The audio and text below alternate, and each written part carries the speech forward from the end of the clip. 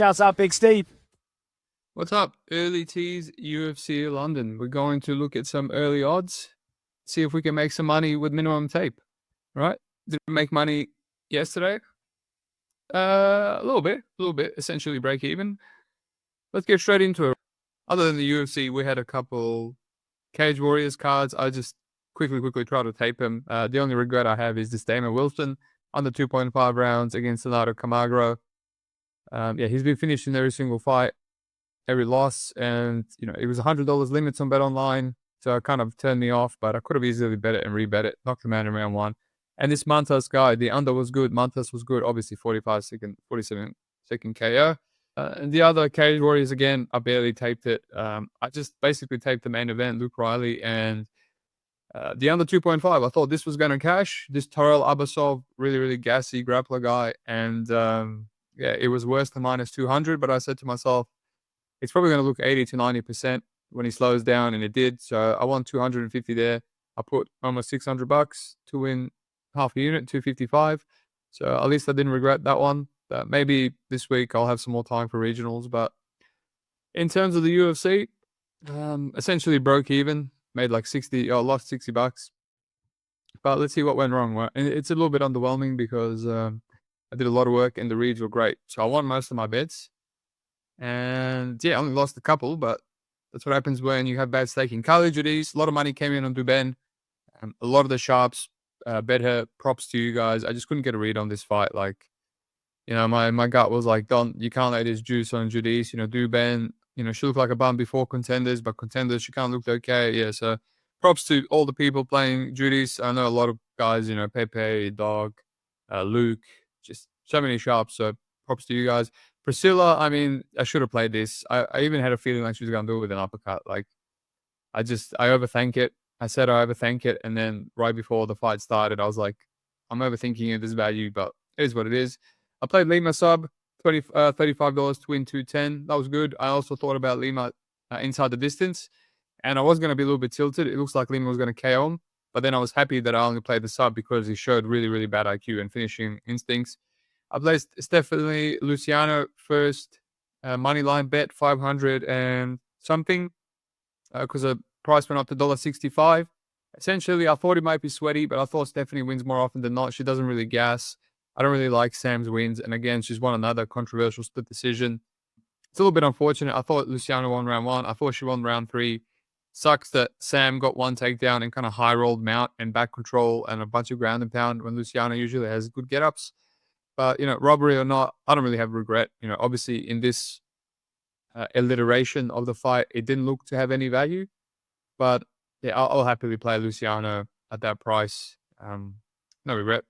Carlos Ferreira versus Josiah Musasa. I played the under 1.5. I mentioned I liked it on the early tees. And then it came in. And then right before the fight started, went up to plus 150 again.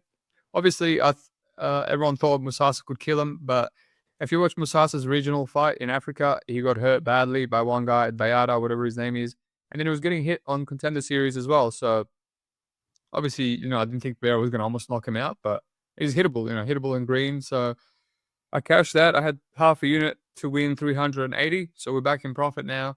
Suyong, I put like $25 on AJ Cunningham by decision, just because Yong is so negative. But what I really regret is the over. Right before the fight started, I liked the over, but it moved from Pick'em. And even at $1.60, tons of value. Waldo Acosta, I played the doesn't go here, $300 to win 180. Really should have played Costa KO, but it is what it is. I tried a live bet, but it wasn't much time. Vallejo's from 1 and 2, $1.72, half a unit to win another 180. That was good. Probably should have put a whole unit on that. So I'm up like 400 and something dollars, close to 1 unit. And then, I play the DR KO. I pick him. It was Pick'em. The under 1.5 rounds was Pick'em. And I thought that might be a bit sweaty because DR is very patient and he can wrestle as well and he could go over. But, having KO at Pick'em gives you like a whole 15 minutes. Maybe Branderson slows down. I didn't think DR was someone that could potentially be knocked out even if he's dropped. And that was a bit of a crazy shit show. He gets dropped and then he wrestles in the second. And that Kimura from bottom half, like no one gets submitted like that, man. That Kimura is so easy to defend. you see Kurt Holloway went for the same Kimura against Fernandes, and he just half guard, man. You just go to north south and you pull your arm out. But anyway, meme stuff. He actually shows me that DR might be a bit of a white belt on the ground. The Mon Black shirt, Cody Gibson. I played round 2, round 3 sub. Damon hit it in round 2. I would have round 3 would have got a lot more money there, but round 2 got me $270. So I'm still up on 400 now, which is decent. And I'm like, I'm done. I said I was done before Ribeiro fight, and I said I was done before the Kurt fight, and I said I was going to play Kurt, and I'm like, nah, I have a bad feeling. He's an old man, just like Gibson, with not much IQ. And I thought Alexander won round 1. And, everyone was like, oh, Kurt stole it. And then I ended up live betting Kurt in round 2 when he cracked Alexander multiple times. And I was like, oh, it could be 1-1 or it could be 2-0 Kurt. But deep down, I'm like, man. And then as soon as I live bet him, Hernandez takes him down. I was like, this is where I was passing. And he just lays on him till the entire round. And yeah, I don't know why I didn't bet Hernandez, but yeah, I lost the whole $500 there and it was pissing me off. So essentially, my 2 biggest moneyline bets, Luciano and the live bet on Kurt loses. And then I like Chitty and I like Roman. I mentioned it in both podcasts and I just passed on both of them and they're both covered. Didn't do as much tape on Chitty, but yeah, it's a bit annoying. Like it seems to keeps happening that I miss out on taping the co-main in the main properly. And then it ends up being leans that win. I mean, it's been happening since January already. But what are you going to do? So I'm down $60. I was actually down $100, but then I live bet Vittori and I cashed out for a profit after he hurt the leads at round 3 because it just kind of reminded me of the Chitty fight. He hurt the lead day and then he just did nothing. Same as when Chitty was hurt by Zaleski and then continued to outvolume him. So yeah, a little bit annoying, man. A little bit annoying. Just under $200 with Cage Warriors, whatever. It's something. We'll call it half a unit. I'm still over $1,000 profit for March. So next week and the week after that, profit should be good. It's just one of those periods where it's slow, but I'm waiting for a big night. So will the big night happen in London? We'll see. I have a good feeling about it. Let's get into it, shall we? Guram, Kutateladze, Kaue Fernandes. Kaue is a bit of a meme merchant. Loves his head kicks, loves his jiu-jitsu. He almost beat the Casey. I know a lot of people playing the Casey chalk there. He's a gasser as well. The Muhammad Yahya fight was an absolute squash. Now this is not an easy fight for him at all. Hence why Guram is a favorite. But Guram is looking a little bit washed. Oh, he did beat Jordan Vucenic. That was a good win. He got hurt there badly. He got hurt there badly. He got knocked out by Ellis Brenner. Maybe Kai has finishing upside. Maybe. Also, we don't have totals, so it is what it is. But let me see. Yeah, finishing guy, maybe there's some value there. But at the moment, Kai is a big underdog, which makes sense. It's a bit unproven at the UFC level. Alrighty, let's move on. Caolan Loughran versus Nathan Fletcher. Nathan Fletcher, slight favorite.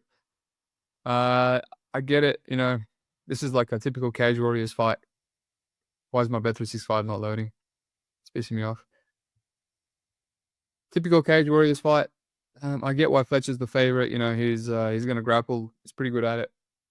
Caolan, it laid an egg against Hadley recently, and I played him there, and I hate that bet. I hate myself for it. Let me have a look. How does he go against grapplers? Dylan Hazan, he knocked him out. Luke Shanks. Oh, that's right. Caolan is actually a bit of a beast grappler himself. The thing is, he always comes in injured. He was very injured against Angel Pacheco, and he kind of got through that fight because that guy was a bum and not UFC level. And obviously, he couldn't get through Jake Hadley. So that was a really, really bad performance.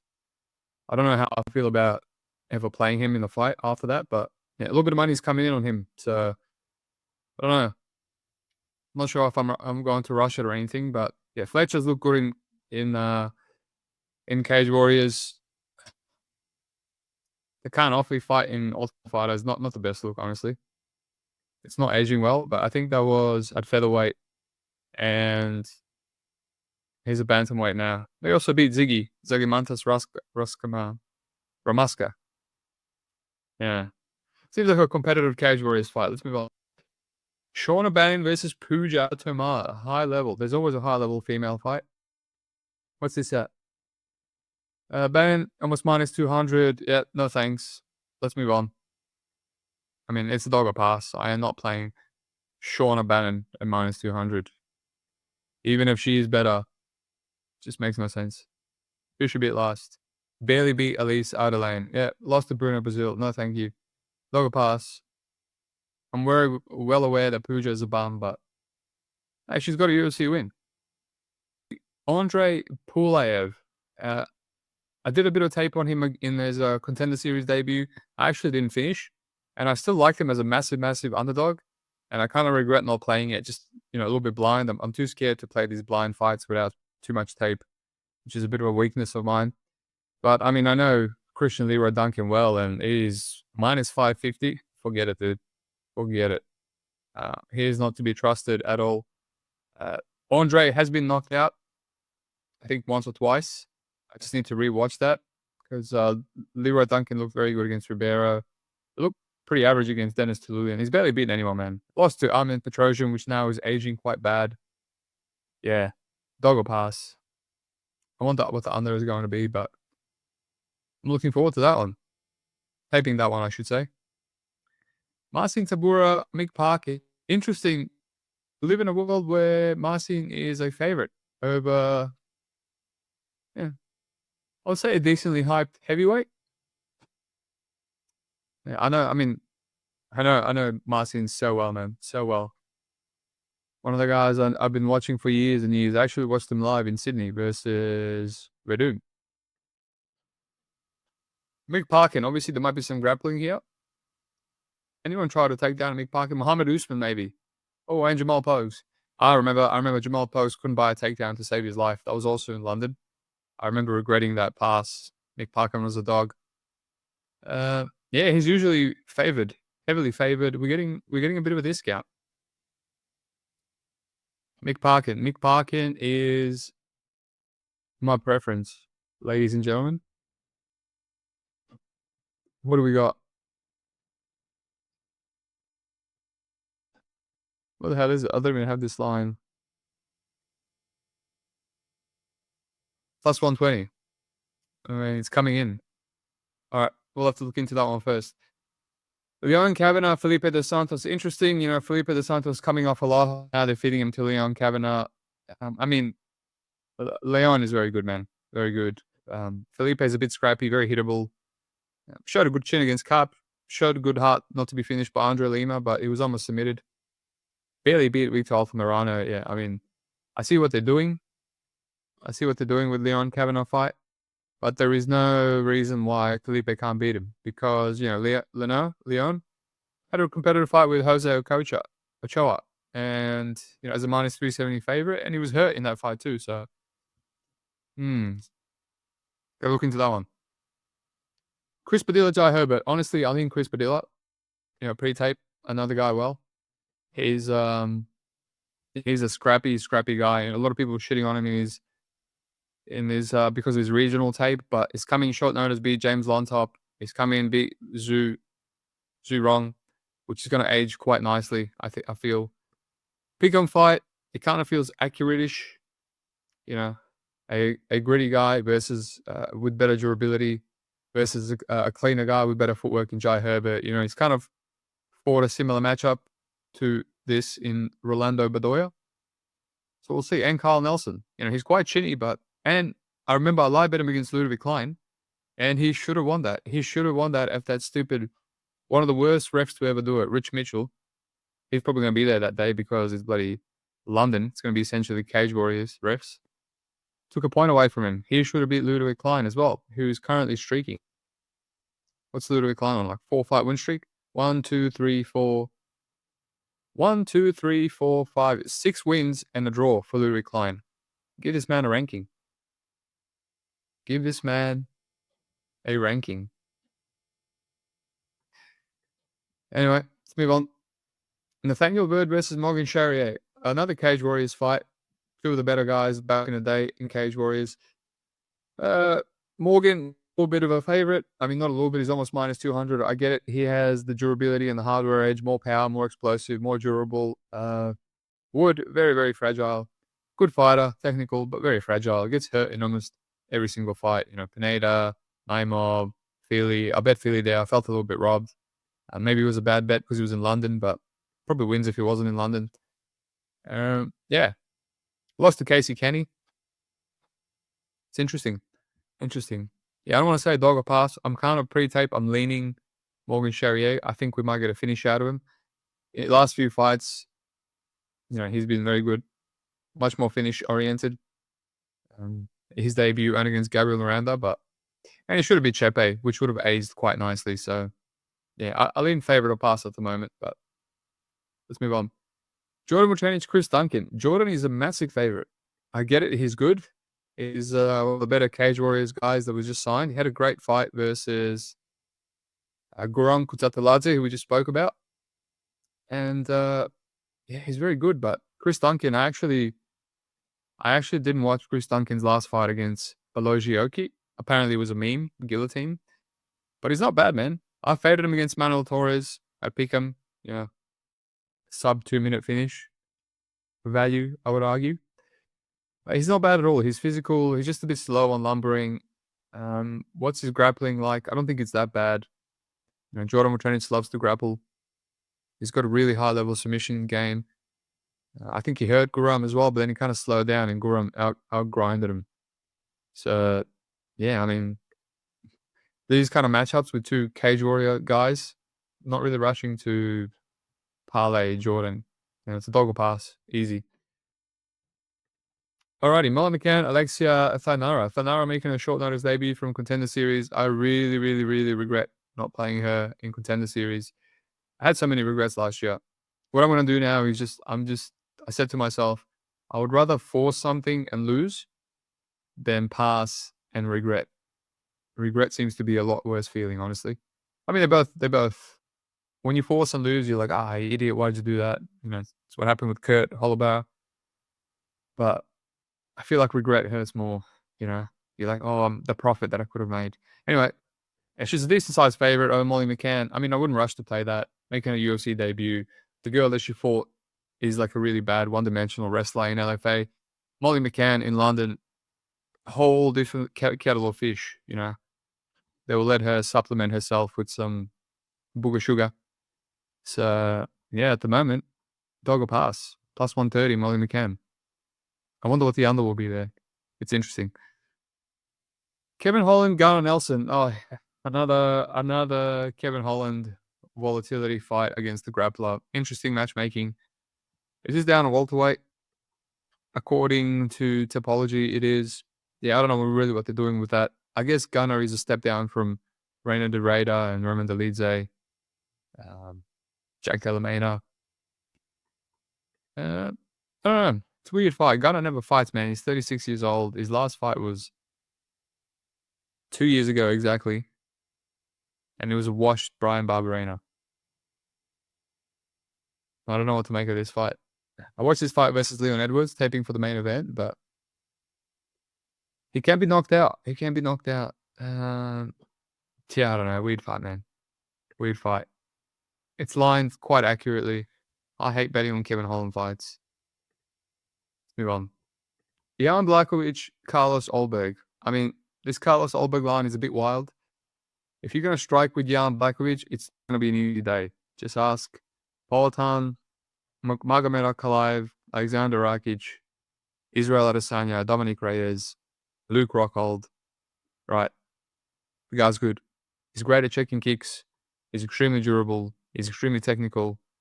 Big reach. He knows how to use his jab. Carlos is going to be at a massive explosive edge here. Athleticism edge.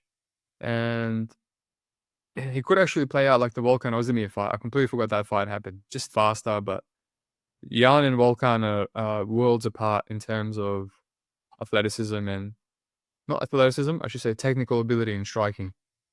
So we'll see how Jan adjusts versus a really, really athletic young gun.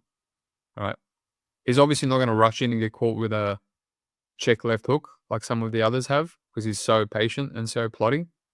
So this could be a really boring fight. But I just want Carlos Olberg to win because I hate Young. I'm sick of his old ass. 42 years old. Get out of here. Hopefully he gets slept. Hopefully he gets slept. Yeah, get him out of there. I don't want to see Young Blackwood in the title picture. And the main event, right? Took some taping time for these two guys, Leon Edwards versus Sean Brady, because I know people on both sides. You know, a week ago, a friend played Brady. I got others playing Leon Edwards in the Discord. I respect both. And, you know, one fight each. You know, I kind of lean Brady. How can you not? Why wouldn't he be able to replicate what Bilal did? I get that Bilal is probably a better wrestler, better cardio, but Sean Brady's actual control is way better. Way more elite jiu-jitsu. He's a tank. He 50-45 Gilbert Burns, and Gilbert Burns is notoriously hard to take down, a much better wrestler than someone like Leon. Leon is good too, but obviously Leon has much better striking. He's a sniper. Who's the best sniper that Old Man has fought? Sean Brady. Ironically, probably someone like Naudiev or... I mean, Bilal Muhammad knocked him out, but that was attritional. Leon Edwards just doesn't pressure like that or anything. But yeah, it's a tough one, man. Tough one for Reeds. I don't want to say dog or pass. I don't want to say anything because it's kind of lined accurately. It's in London, so Sean Brady has to deal with that. I'm kind of surprised he had a 50-49. Will he get a 50-49 in London? I don't know. But Leon Edwards, I was never really a fan of Leon Edwards, honestly. And like the way he fights, he's always giving up rounds. He's always negative. He always has mental lapses. Kobe Covington fight means nothing. I max bet Buckley against him, like, and he just opened my eyes how padded Kobe's record is. You know, Kamaru Usman, sure, was good, but very, very washed Kamaru Usman. Nate Diaz, Rafael dos Anjos, a split to Gunny, which I watched. That wasn't a split, but still. Donald Cerrone, Peter Sabota, Sente Luque, Brian Barberino. Like, these guys are good, but man, because I've gone so quickly. Let's go through the ranking now. I think currently, Shavkat would beat Leon. I think Jack Della would beat Leon. Maybe even Ian Gary would beat Leon. They fight the same way. I think Buckley could beat Leon. Sean Brady could. Well, Gilbert Burns is fighting Michael Morales. Rest in peace. You either live long enough, you either die a hero, or you live long enough for them to feed you to prospects to die. Hands of Steel, I think he can beat Leon. Michael Morales could beat Leon. Prates could beat Leon. Yeah. Yeah, man. Leon's not all that. Anyway, that's it. What am I tackling first? I don't really know. With totals, it's a bit different. I had a lot of totals last week that came through on the early tees. I guess Loughran, Fletcher, Pulyaev, I need to look into. This Parkin, I might just lock in Parkin right now. The line is shifting. If I can find this tail line. The Santos, Kavanagh, maybe. Padilla I need to look into. I'll look into Morgan Charriere. Chris Duncan. Yeah, I don't know. It's a tough one. It's a tough one, but yeah, leave a comment, like and subscribe, and yeah, look out for the final pod. Peace.